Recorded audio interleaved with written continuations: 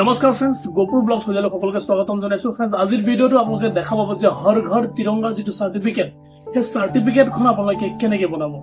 কাৰণ অহাকালিলৈ 15 আগষ্ট, গতিকে আজি সেইভাবে মই ভিডিঅ'টো বনাইছো যে যদি কোনোবা মানুহে নিজৰ ফটোটো দি হৰ ঘৰ তিৰংগাৰ চাৰ্টিফিকেটটো বনাব বিচাৰিছে, তেতিয়াহ'লে আপোনালোকে এই ভিডিঅ'টো স্কিপ নকৰি লাষ্টলৈকে চাব, যাতে অতি সোনকালে আপোনালোকে হৰ ঘৰ তিৰংগাৰ যিটো চাৰ্টিফিকেট, এই চাৰ্টিফিকেটখন আপোনালোকে নিজেই নিজৰ মোবাইলেদি আপোনালোকে ক্ৰিয়েট কৰি আপোনালোকে নিজৰ চাৰ্টিফিকেটখন বনাব পাৰে। গতিকে দেৰি নকৰি আহক ভিডিঅ'টো ষ্টাৰ্ট কৰো।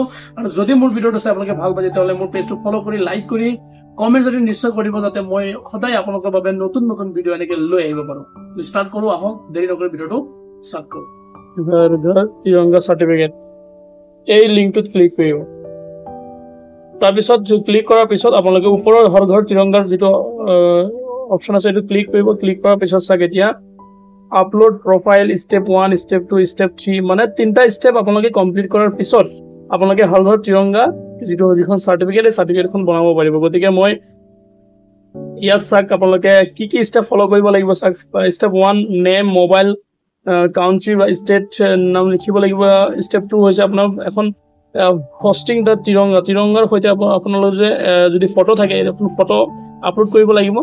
আৰু নহ'লে আপোনালোকে ব্ৰাউজিং ফাইলত, যেতিয়া আপোনালোকে চাৰ্টিফিকেট যদি বনায়, তেতিয়াহ'লে আপুনি ব্ৰাউজিং ফাইলত গৈ আপোনাৰ নিজৰ ফটো এটা চেল্ফি ফটো লৈ আপোনালোকে হৰ ঘৰ তিৰংগা চাৰ্টিফিকেটখন বনাব পাৰিব। গতিকে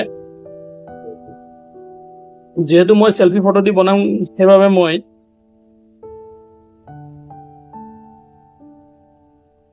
আপলোড অপশ্যনটো ক্লিক কৰা। আপলোড চেল্ফি ক্লিক কৰাৰ লগে লগে ইয়াত চাওক নেক্সট অপশ্যনটো আহিছে, নেক্সটত ক্লিক কৰিম। এতিয়া মই ইয়াত মোৰ নামটো লিখি দিম, প্লাছ মোৰ মোবাইল নম্বৰটো লিখি দিম, কাউণ্ট্ৰিটো চিলেক্ট কৰি দিম, ষ্টেটটো চিলেক্ট কৰি দিম।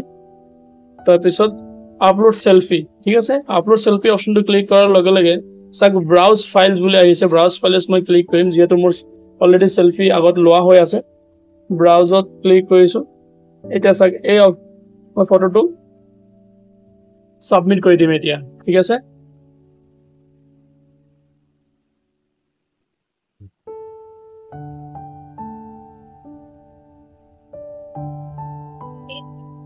এইটো চাওক চাৰ্টিফিকেটখন জেনেৰেট হৈ গ'ল।